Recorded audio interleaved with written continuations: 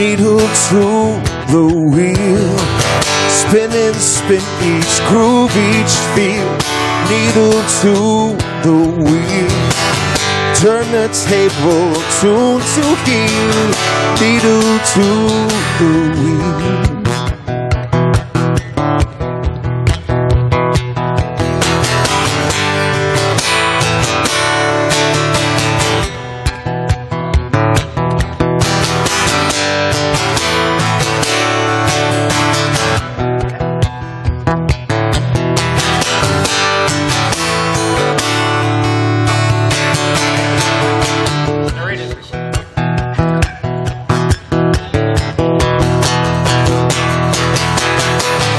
Needle to the wheel, spin and spin each groove, each feel. Needle to the wheel, turn the table, tune to heel. Needle to the wheel, oh, oh, spin and spin each groove, each feel. Needle to the wheel, turn the table, tune to heel. Needle to the wheel.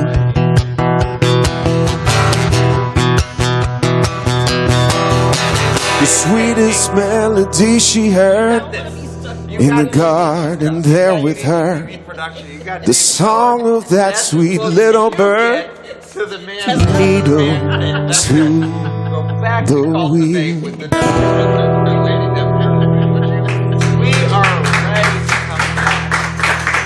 Oh, thanks. Just always leave them wanting more. All right, so we are back, and so yeah, our transition into Verbum. Obviously, we don't yet have a cool opening segment like Real Talk 360 yet, but that's okay because we just got the really cool people. Exactly. Yeah. And Tag's not here cutting himself. Tag's not here yet. Julio's out of town, so Tag will probably be here about 8:15. Just slightly beating Tess's 16 minutes late. I was here early today. You but were here early. We let's before I lose this thought. Yeah. We were talking about help me out. People choosing, wanting and choosing. I was watching Bonnie Herbe's show, and she deals with women's issues. Speaking of women's issues, and the conversation started leaning toward choices. And then there was sort of a generational gap, but this question about women who choose to stay home and take care of their children and have a man take care of them, and that whether or not that's a valid choice versus that's not really what you want. So it kind of comes back, I thought of that when you mentioned that you can't help the person who doesn't want to do something. You can help the person who wants to do something, but not the one that doesn't.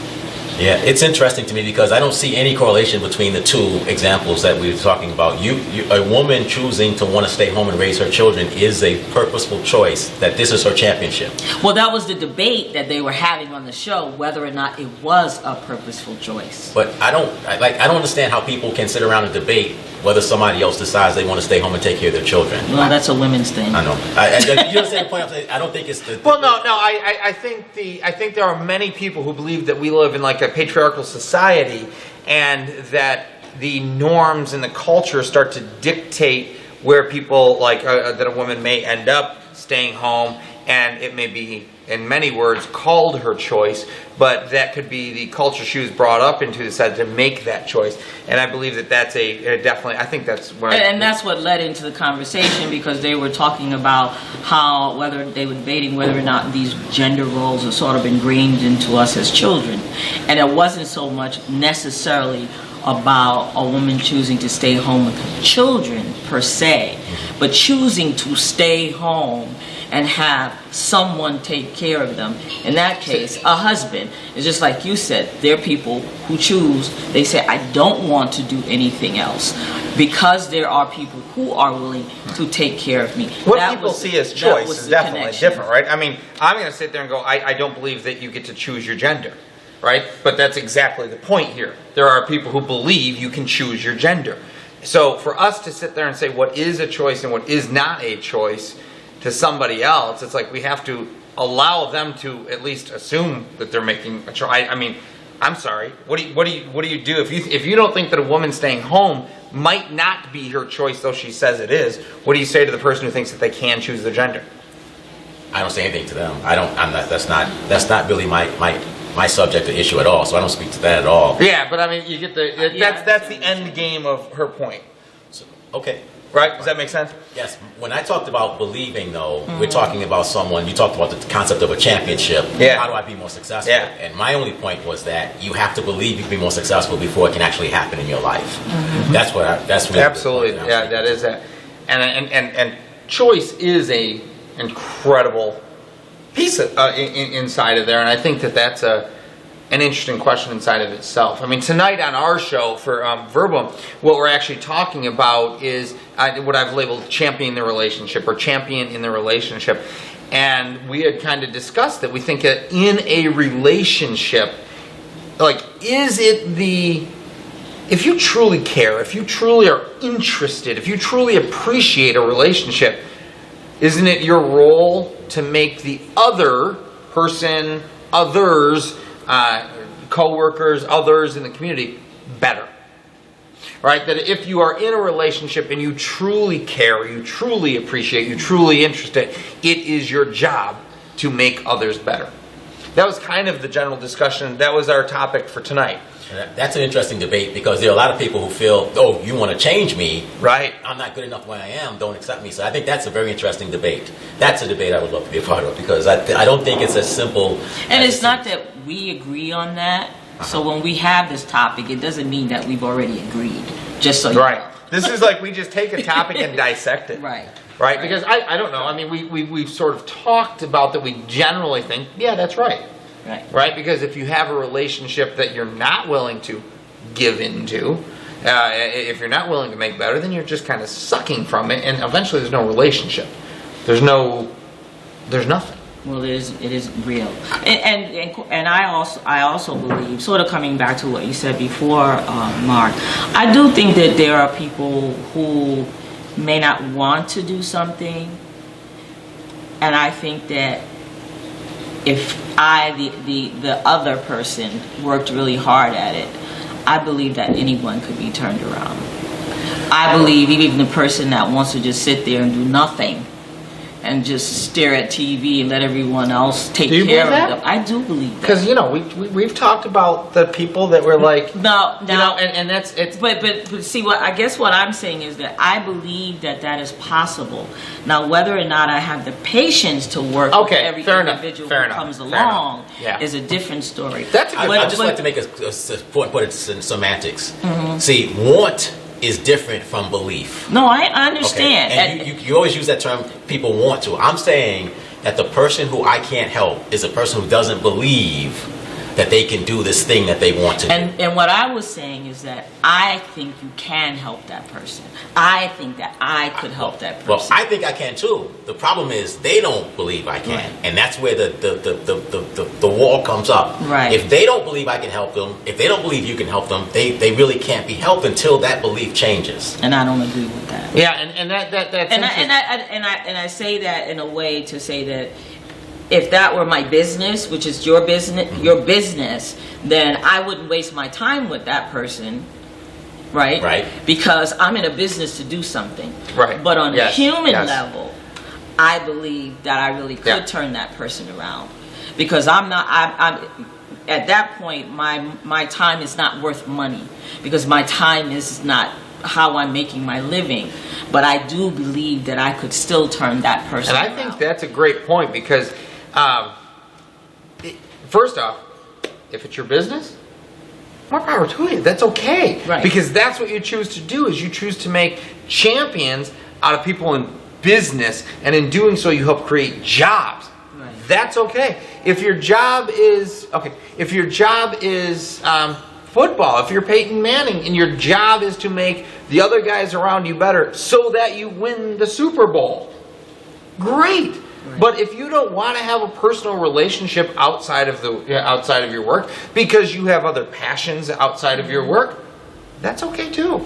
There is one thing I can say, speaking to your point. There are a lot of, especially women, who fall for guys they think can do so much more in their lives, who don't want to, and they give so much of themselves that they actually set themselves back trying to get this person. You're telling me that? I'm telling everyone who's willing to listen. I already know that. I've been saying that for years. But see, when you make the statement you made, I believe I can help this person do better. What you're basically saying is, to a certain degree, you're telling some woman who might be listening, I should do that for this person I love. No, that's not what You I'm might doing. not. That might be what you No, meant. no, but there's a part of that I that's have to received. clarify. Oh, sure. I Yeah, have it can be but received I have that to, way. I have to clarify it because I actually want to take gender out of it, because I'm not speaking in terms of gender. I'm really not. I'm speaking in terms of one human being to another. So it may be another woman that I see, and when I say that, if I see that there's a germ, and I don't mean like a nasty germ, but a germ of hope, a germ of something in that person. Someone said to me once, well, maybe this child needs you more, even though it would be easier to work with that child. The more difficult child would be harder to work with, but that's actually the child that needs you. So again, I'm not talking about within your business structure. I'm not talking about gender roles. I'm just saying from a human standpoint, I could see an individual, it could be another woman, I'm not talking about, take gender out of it, who's sitting there not believing that they could do something and somewhat happy in what they're doing, but I could see that they could do more, and I feel like I could make a difference in their lives. And I do feel on a personal level, not a business level, but on a personal level, that's the person who needs me more. Let's I'm okay with that. hold real quick. Let's go to break. Let's go to break real quick here, and when we come back, we're going to probably go on with form, but let's discuss how we want to do that form Okay. thing. All right, Tim, can we send us off to break? Kill the mics for just a minute, and I am going to.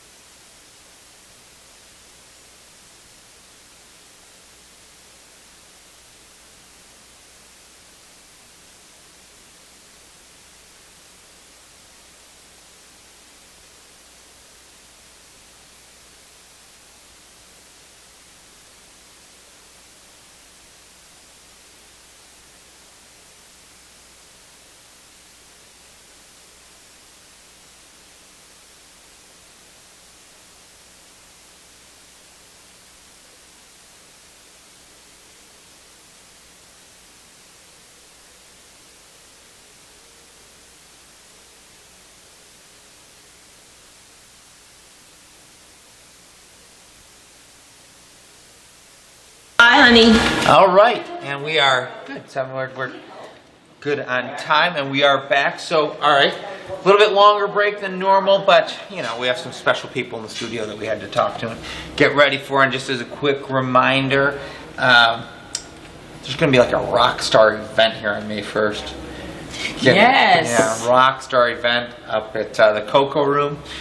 You know, people forget that, and Narita's going to have an incredible show. She is. And I'm trying to convince her to come on maybe next week, do a little show that we're teasing out there called Legends, where we're going to actually just kind of talk about different legends and, you know, kind of what they brought to their art, to their craft. So it's kind of good. All right, so we're back with Verbum, and just for some clarity's sake, Mark's going to stick around with us. He said, yeah, he wants to be a part of it.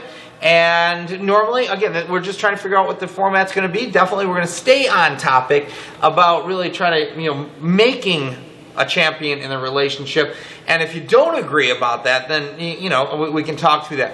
One thing, just so you're aware, is like we're not looking for, we're not actually looking for debate, right? We're looking for discussion, and we want to actually present people with ideas. Like, absolutely, there's a lot of people who disagree, but there's always perspective. Right. Right? There's always perspective. Each person may or may not believe in truth. I mean, to me, that's one of those things. I don't know how, you know, truth doesn't. So those are, everybody has an opinion. Everybody has truth in their life, and we're just trying to act for, you know, for respectful conversation, but meaningful conversation, because we're talking about relationships and the relationships that we have not only with our own families, but in the communities, in the jobs that we work, and helping others grow. So that's really where we're trying to get to, is really how to help those thrive. But so with that, we're going to continue on and go from there.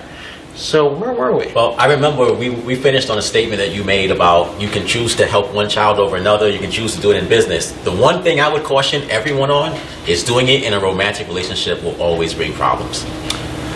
Romantic relationships are different. They are based on two people with the same common thing. If you want to help people, relationships is not the place to do it. Well, yeah, I mean, I would say I agree with that, and that's not where I was headed. And Wait a second. Wait. I don't want to wait. that. That's Wait. Okay. Wait. I do Romantic think relationships. I do think Do that not help other you're not person. supposed to talk out loud while I'm Sorry, thinking out loud, Chuck. I did not say do not help others. I said that should not be your goal to help someone become better. These are just my notes. Okay. If you say them out loud, then they become a point of discussion. You see what I mean? He does that. He's trying to become a push point my of discussion. He's trying to push my button. But what I was going to say is that I understand your point about people going into relationships, and you said particularly women, where they think they're going to make this man better, and because they think they can make this man better. And I do agree with that, but I think that, you know, on the other side of that coin, I think that those men recognize that, and I do think those men take advantage of that. And those men realize that that woman is a good woman, and they're not willing to let them go. They may not like what they're doing, but they're not willing to let them go. And so instead what they do, I call it, is try to pull them down into their cave.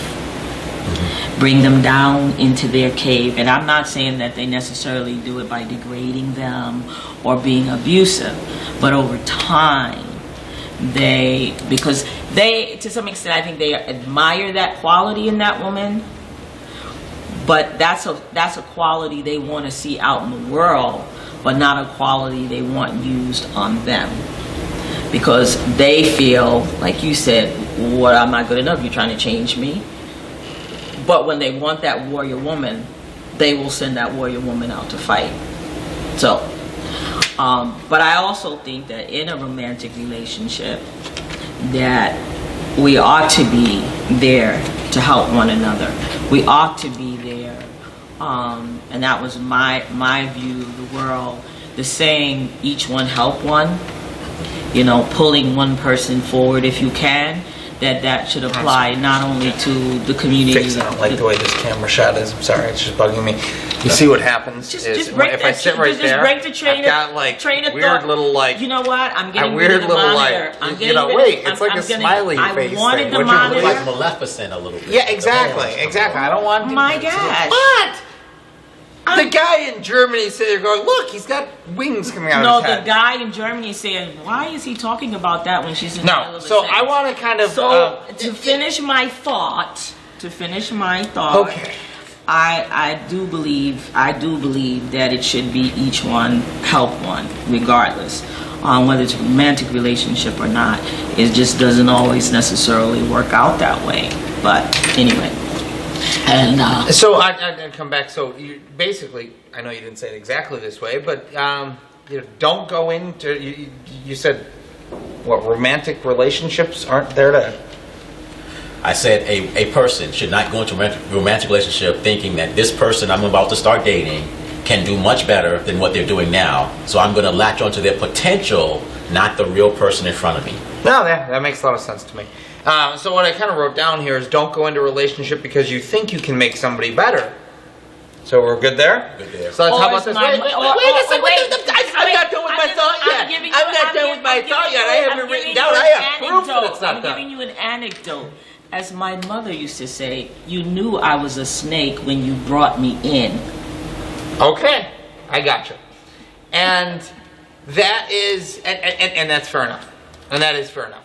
So what I said here is don't go into a relationship thinking that you can make somebody better, but do help them become their best. I think you should be supportive. I think you can help them become their best. I don't Yes. think it's your responsibility to get them to be their best. No. Hold on a second. You don't think it's your responsibility to help another in a relationship become their best. You use the word help. I said it's not my responsibility to get them to be the best. Then I just become a nag. If they want my help to be better, that's one thing. If I insist they become better, that's not necessarily a good thing for a I agree relationship. with that. So, if they make the choice, then it is your They responsibility. say help me, I should help them. And does it then become your responsibility? I don't think, I think it's a relationship by relationship thing. Yeah, but at the point they say help me. It depends on how they want the help. Because see, my help can be such a point to it becomes a crutch. My help can be to the point where it depletes me. Okay. So there's a limit to how much help a person should be able to feel. But they hold wanna on a do. second. If somebody says help, and they may mean one way, but you understand that doing such would be a crutch. Now they've opened the door and they've asked you for help. Is there not a way to help a person who's looking for a crutch to actually get a better foot? I'm sure there is. Okay. I think that each relationship is specific. I just talk in general principles. If you are in a relationship thinking that I'm going to make this person better, you are going down a path that's going to end up with neither a relationship nor a better person. I'd agree with As that. a general rule. Right, because everyone Specifics. has to deal Right, with their so- own Specifics is where you get demons. into murky Everyone things. has to Right. deal with their own demons. So that's good. I think we're generally saying the same thing here. One of the things that I'm going to get into here is that part of the problems is like when we say things like in general theory, in concept, right? That's your ivory tower academic talk. Like in general theory, yeah, we should help, but if I determine it's a crutch, then I don't have to help. Oh, there's my ivory tower conversation that I get to have. Now I get to pick and choose who I can really help. When I claim it's in my full capacity to help and then don't do so, that says more about me, the person. But what does it say about you? Does it say something bad? Or does it say you decide where your resources go? I Where guess your energy goes? I think that's you get to decide your boundaries. Absolutely, you get to decide your boundaries. You get to decide your resources, right?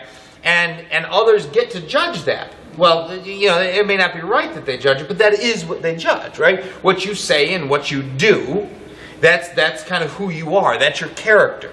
So if what you're saying you do doesn't seem to match up in the eyes of another, then their judgment of you is fair in some ways. And I'm going to tell you, I don't want to be judged because I know the person I am. I'm not this wonderful person.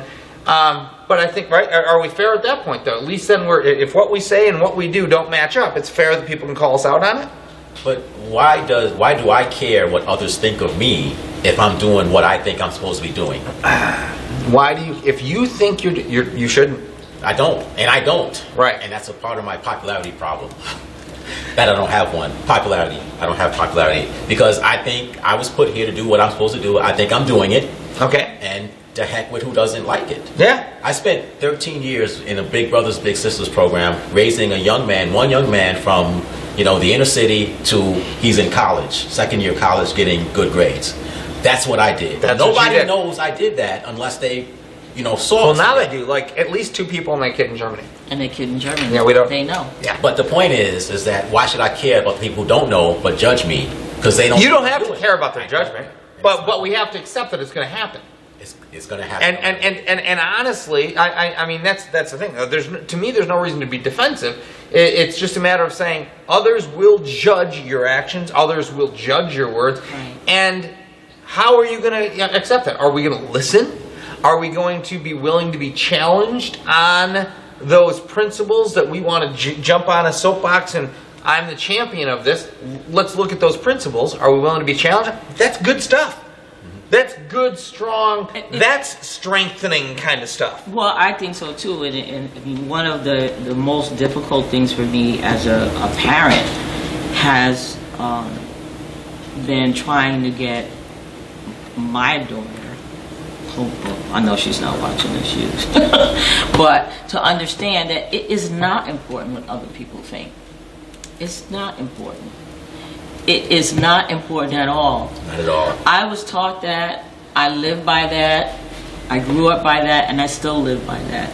That's separate from whether I'm a good person, bad person, the Yes, it deeds is. in life, and Yes, all it of is. that. Because if I listened to all those opinions around me, I would not have done 75% of the things that I've done in my life. And so I think that's a very important lesson to teach children. And hopefully I'm instilling it in my grandchildren as well, that what other people think is not important, and that goes along with the positive things that you're teaching them as an individual, as a human being, and all of that. I think you're spot on. They go hand to me, they go hand to hand. So let's go to a quick break, and we'll come back and we'll continue the discussion. You're welcome to hang out. You good? Sure. All right. When we come back, let's give them a book plug real quick. All right, we'll do that. Now we'll kind of jump back here, and we'll give Lexington. We always have to our Lexington Credit Union, Lexington Federal Credit Union. If you guys, honestly, you need anything, you want to grow, you've got a business, you want to help put the business plan together, you want some promotion, whatever it is you need for your small business, let us know. We'll see if we can help. If you need to reduce your debt, you want to actually save some money each and every month. Let's talk about that. That's Lexington Federal Credit Union is determined to prove the truth of their of their promise. Together we grow, and they truly do believe that when we work together, that is when we grow. So with that plug, we'll come back, and shameless plugs that they are. Hey, somebody's got to allow these kind of conversations to be had. Because these kind of conversations need to be They had. need to be had. No doubt. No doubt. Right? Right. Mr. Tag. And that's exactly, so what people don't realize is what we have sitting at this table are 3 very different, diverse views of the world. Each and every one of us came at this world from a different perspective. There's not one life, if you will, that is more valuable than another life. And the experiences we have in life are, I'll say, as valuable as they can be if we pass them on, right? A lot of our experiences, if we keep them to ourselves, don't really, great, they help you, but what else did that do for you? What'd you learn from that kind of thing? So these are the conversations we need to have. So let's take a minute, because I know we didn't, normally this would be, maybe what we can do is I'll do like this would be like your second back. So welcome back to Udicci.TV. And, last time we didn't get to talk to about your book too much, but Wealthadology. Wealthadology. All right? The science of financial success. You're holding that up to the camera. Wealthadology. Oh, yeah, we don't have a real easy don't have to Zoom zoom thing in, yet. yeah. We'll work. I don't. You know what? We should have just had you submit the media in advance. It's Wealthadology. There we go. Very good. I know that I saw it out on Amazon, and it's available online. I know that much. Is it available at Barnes & Noble? The bookstores? No, mostly it's available on my website. Okay, on your website, which is? ChampionsYOUniversity.com. ChampionsUniversity.com. But university is spelled Y-O-U, not just the capital U. All right. And The Devil's Playbook. another book, obviously, that you've written. That's correct. The Devil's Playbook explores the plan that some in society have to keep good people in bad situations. And by that, I mean literally a plan, step by step, 5 steps that will cause you to spend money you didn't intend to spend, eat food you didn't intend to spend, have relationships you didn't expect to have, just do things that will cause you trouble. I think I would like to read this book. A life rife with struggle. A life. Rife with struggle. No, that's not the title. Oh, Say this. What's the title? I'm looking for like that's the subtitle on this. I'm like, No. I'm not reading that. So, how many books do you have total? You got 3? Well, I brought 3. Okay. I've written 5 books total. Okay. Okay. And some published electronically. Like Okay. I wrote a book called The Conversation Every Mother Should Have on Father's Day. Every single mother should have on Father's Day. Okay. To really explain how she ended up in the situation she is and how her children can learn from how she ended up in that situation and become better people. That sounds like an incredible conversation to My have. daughter has had that conversation. I would see, now we need to explore that conversation. I think that you're absolutely right. There are conversations that need to be had, need to be heard. And you said that earlier, people need to hear this. That's another piece of a healthy relationship, Yeah, I if you think will. that I think that you're absolutely right that they need to have that conversation. And to a lot of the young mothers, I would say not only do they need to have the conversation, but they need to live the conversation. You Sure. can't have the conversation, but you're not living that life. That's true. Because I don't know who said it. Someone recently said it. It does no good to have the talk with your daughter if that's not the life you're living. That's true. Because she's going to live the life she sees you living, not the life you're talking about. Honey, don't do that. Just what I tell you. Do that. Don't live like I me. think James Baldwin, I think he said, children rarely listen to their parents, but they always follow their example. Right. Can I say something about something you said earlier that I think is important? Now that you just made me depressed, so give me a minute. I've got 3 children. Thanks, Tess. As a parent, I can attest, they rarely listen to you. Yes, They do. They definitely follow your example. I have 3 great kids despite myself. Yes, come back to something I just said. You said that all lives are equal. And I'm not saying that the concept of life, they aren't equal. What I will say that there are people whose lives contribute a lot more to society than others. And I see my job as helping everyone contribute as much as they are willing to and possibly can contribute. I like that. And I think that's an important point. All lives aren't necessarily equal in terms of contribution. That's correct. And one of the things when I talked about relationships, the worst thing that you can do is get into a relationship with someone who understands you're willing to contribute so much more than they are, because they will take advantage of it every step of the way. Okay. That's what I said. And I'm thankful that I don't run across, in my personal life, I don't run across too many of those. Certainly in business, you see that all the time. Yes. In business, you see that all the time, and that's a safe place to have this conversation, because certainly at home, then, people who having that happen at home, that's one of those crucial conversations you have to have. It was interesting because I had someone call me today, and I was asking her about her business, and so as she began to explain to me, I couldn't help but say, oh, all the stuff I do for free, the sharing of resources, because I'm a firm believer in sharing of resources with others, small business. If I know something, I'm going to share it with you. I'm not going to go into business to charge you to tell you about what I know. And that's one of those, that's those odd things, right? Knowledge has tremendous value, right? And it really does. And we do sell knowledge. I mean, it's one of the biggest industries that we have in this country is university. But I'm with you. If we can help, if we have knowledge available that we can give to make somebody's life better, let's do that. Now, to your point earlier, we got to be careful of how much people take. And that's that tough balance, right? Is how much can we feed into another's life? Right. Now, that starts to a wholly different question that you're saying is like, don't get into a relationship where pretty much somebody's just going to suck and take. Yes. At that point, you begin to lose yourself.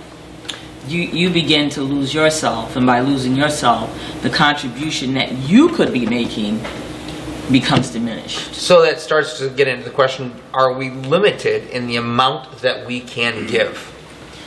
I don't know that we're necessarily limited, but I do think that we have to be vigilant. I think we have to be aware of what we are giving, who we're giving it to, and some things I think maybe come with age, come with time, come with maturity, like how much time am I going to invest in this other individual? You know, is it worth my time, or do I write that person off? I'm sorry. I think we're clearly limited in how much we can give because we only have so much to give. We only have so much energy. We have so much time. We only have so much money. We only have so much. If we give it all away, we end up with nothing. I guess that just depends on your philosophy. No, there is no philosophy. When you run out of money, you're out of money. Okay, when well, you run out of time and energy, you're out of time. If your life is the pursuit of money, once you're out of money, you're out of money. But that's not. But if your life is the pursuit of a faith, if you are going to run on faith, you've got, pastors, monks. You've got people who dedicate their entire life to their entire belief, and it has nothing to do with what they have. They will always give everything they have, right down to every moment of their time, the shirt off their back, their very life. That speaks faith. So there is a difference. Some people would absolutely, and I can understand that position, disagree with you, that you can not, that you're not limited in how much you give, but I think many people limit themselves. And I would disagree and argue with that fact by saying, simply speaking, everybody must sleep. And the fact that everyone sleeps is a point where people have to stop giving. People have families, people have to take care of their health and bodies, or else they will run out and they will literally kill themselves. And there are people who have actually done that, trying to help everyone to the point where they ruin their marriage, they ruin their children's lives, and they ran out of money, because they've given so much themselves. I think I'm okay with giving. I love to give. But I think there has to be some kind of a perspective of giving that says, I'm going to take care of the giver, not just the ones I'm giving to. I hear you. I mean, from an economic standpoint, I can easily reconcile exactly what it is that you're saying. And from a personal standpoint, I'm right there with you because, we can't just continuously give. From a business standpoint, we can't just continually give everything that we're doing here. I mean, quite frankly, very rarely do the people that come on actually turn around and promote what we do. One of the questions we're going to begin asking is, great, so what can you do for us? Right? That's going to be the question that we're going to ask at the end of every featured episode is, so what can you do for us? What can you do for Lexington Federal Credit Union? What can you do for Egghead Sox? What can you do for Udicci? Because that's exactly your point. There is a boundary that each of us, reigns in, and unfortunately that is reality. I mean, we can speak to specific individuals that we know will take 100% of our time and never give back, and in doing so, hinder our ability to give to 5 other people who would actually make a difference in their life. So you're 100% spot on that, we do have to take those boundaries, but I'm still going to say there is the capability of giving everything. That's true. You can. Right. The question is that the best policy? If I give everything and I kill myself, that's a great question. If I kill myself by age 30, am I better off to have done that, or would I be better off to take care of myself and give until I'm 60? That's a great question, right? And that's probably, like you were saying earlier, each time is a little bit, each relationship is going to be a little bit different, and that's a tough thing, right? Because we've got these different relationships, and you'd like to think that I'm not going to handle every single relationship differently, but undoubtedly, and no offense, I'm going to handle my relationship with you differently than you. We just met. We have a relationship, and so we all do it. It makes sense. What gets difficult is where we start drawing those lines and why we draw those lines. Right? And why we draw those lines, we start to now, it could manifest itself as racism if we draw the line in a certain spot. Right? Well, sexism, ageism. Or even giving to a relationship. I mean, you can spend 30 years in a relationship before you reach that point where you say, I actually don't have anything else left to give. Yeah. Because I've given everything there is to give. Therefore, in order to heal myself, I've got to stop giving. And in order to stop giving, I need to take action. And that's Mark's point, that if you die by 30, look at all the people that you affected since 30. Exactly. So it's that's a wonderful point. So boundaries are obviously an important part of a healthy relationship. And if you will, I think that actually teaching others boundaries by setting your own is in itself strengthening the relationships that you're a part of. I call it principles over situations. It's something I teach, that if you have an overarching principle about something, you don't have to make a decision at that moment because you already know what to do. How do you help people find the principles by which they're going to live their life? Well, I think, so for example, I try to be the example. I'm married man, happily married man. I have a principle that says I don't do anything socially with one woman alone. Okay. So I'm not going to be in a position where I have to make a decision. There's no flirting, there's no stuff. Because if I'm not one-on-one alone with the woman, nothing else can happen. If I don't flirt, nothing else can be on that. That's a principle over every situation. Yep. I advise people to find those principles for their life. For themselves. That work for them. So you actually help them develop their own principles. Correct. And then you would actually you'd hope to then move into a position where you can help them live by those principles if they still need the help. But your first real goal with somebody is to help them develop their own principles. Help them develop a principle that will make them successful, that will give them the results that they want. I like that. I like that. So a little bit, because I know that what we're going to do is we'll take a quick break. When we come back, we'll kind of wrap up our show, get ready for Real Talk 360, and we'll talk a little bit more about your business, about how do you actually help people. Again, I asked her earlier. I don't think I asked the question, but what's the tactic? What does it look like to work with you? Like, is it a class? Is it online? Is it that kind of stuff? Right? I'll be happy to answer that question. After the break. Yeah. All right. Sounds great. Always leaving one. Learning the lingo. There we go. So,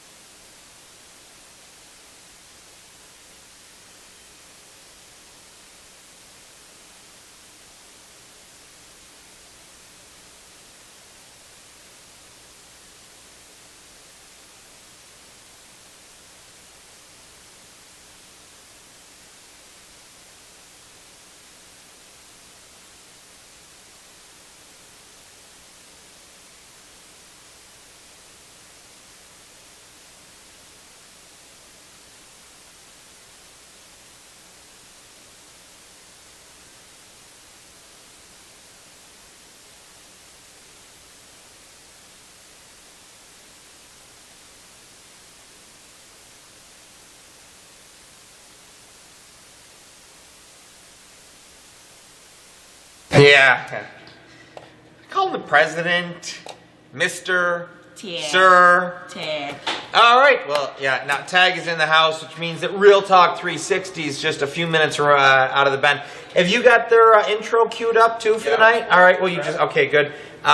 So we are going to kind of get things going. We're going to wrap up here in a couple minutes, but let's go ahead and talk a little bit about.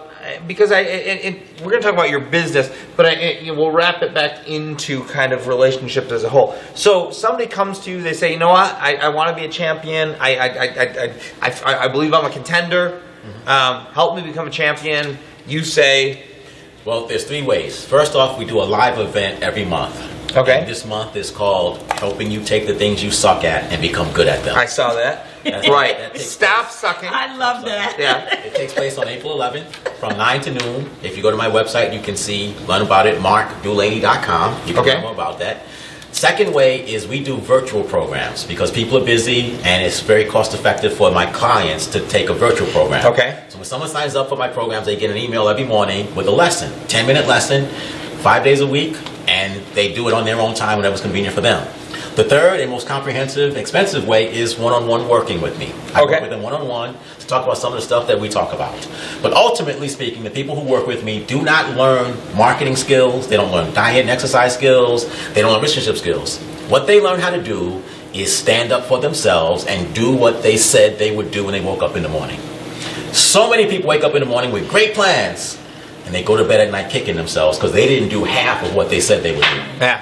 We help them do more than half of what they said they would do, and we help them grow that list and do more and more all the time. I think that's pretty interesting, and maybe we can talk. And I don't know how your sessions work. I don't know size or anything else. I think it'd be kind of cool to have one here at some point if you're interested. We can do that. Try to figure out what that looks like, because I'd really love to learn a little more. I know I checked out online. You've got like a networking in the morning. You go to then you've got like a session. Then you've got a networking after the session. Networking, breakfast, workshop, lunch, network. Yeah. 2 meals. I think it's at 2 breakfasts. And I was like, I'm good with that. I got that. Well, No, I hope it didn't say that. I think it said 2 meals. I'm pretty sure it said 2 meals. It says 2 meals. I think He it went. just wants 2 breakfasts. I think it went breakfast, like network breakfast, network for breakfast, something. I was like, wait, but again, I don't really know. It was probably about 11:30. I was going there. I'm like, all right, this could be kind of interesting. So, all right, so yeah, you've got these few events that are coming up, and that's cool. People can find your website at again. www.markdulaney.com. Very cool. Very good.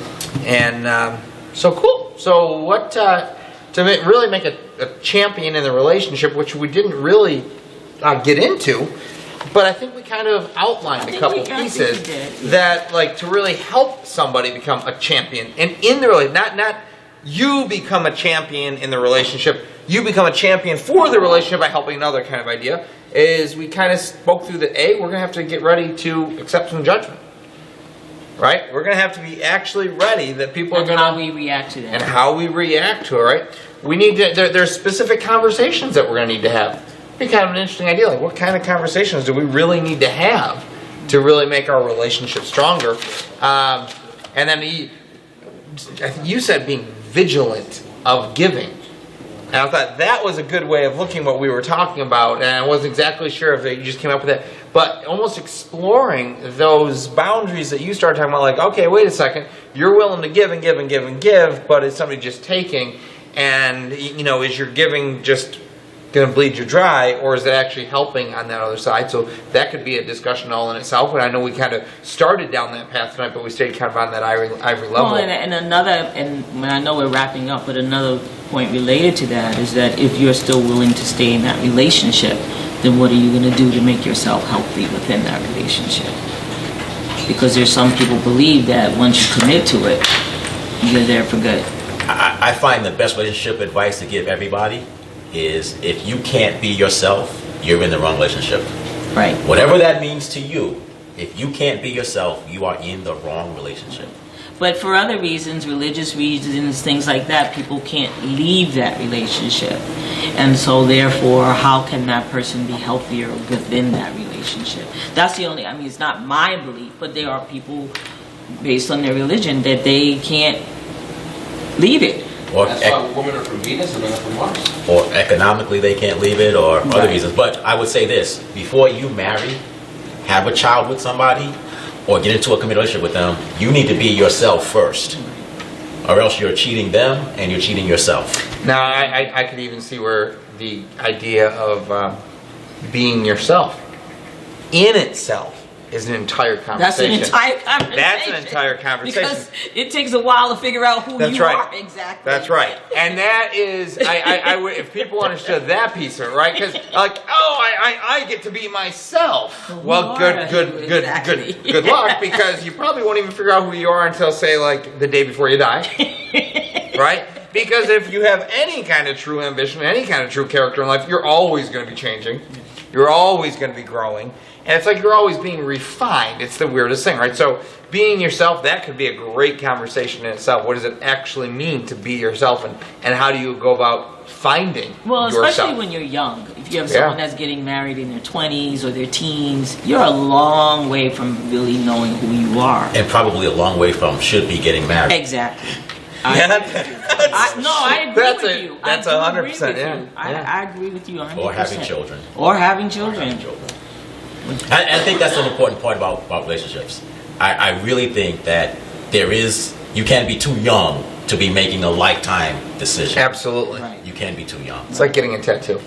You can't get it at 18. She may not. It's not Can like you that. imagine what these kids are gonna look like in their 70s? Yeah, I was one of those people who was married very young. I mean, we're still together, but I recognize that we're not the norm either. And in many ways, You're our very normal. huh? I'm your friend, Tess. So what does that say? I mean, That you're very normal. not very normal. We're the normal ones. How are you? Yeah, 100%. The young early marriages. I mean, ours has worked out wonderfully, and I mean, grateful and whatnot. But yeah, a lot of people getting married way too young, for all the wrong reasons too. For having children, and oddly enough, like, all right, and you're pregnant, and don't get married, but have a child. Like, society as a whole is a bit messed up right now. And but who are we? Like, don't even get a dog now. What's wrong with a dog? It's just too much commitment. What is wrong with a dog? All right, we are going have to two. sign off with Verbum now that Tess is throwing her dogs out the window. And Mark, thanks for coming on. It's my Appreciate pleasure. it. I enjoyed it. Thank you very much. It was so And, great meeting you, and I'm glad you came. I'm glad I came. So for those of you watching and you want to tune in again next week, you can go to www.udicci.TV. So, yes, .com is not the only top-level domain in the world anymore. We are signing off, and we will be back shortly with Real Talk 360. Tonight, Tag has a special co-host and a special guest, and we have to decide if we're going to let Adrian be a host. All right. It sounds special, like they gotta wear helmets.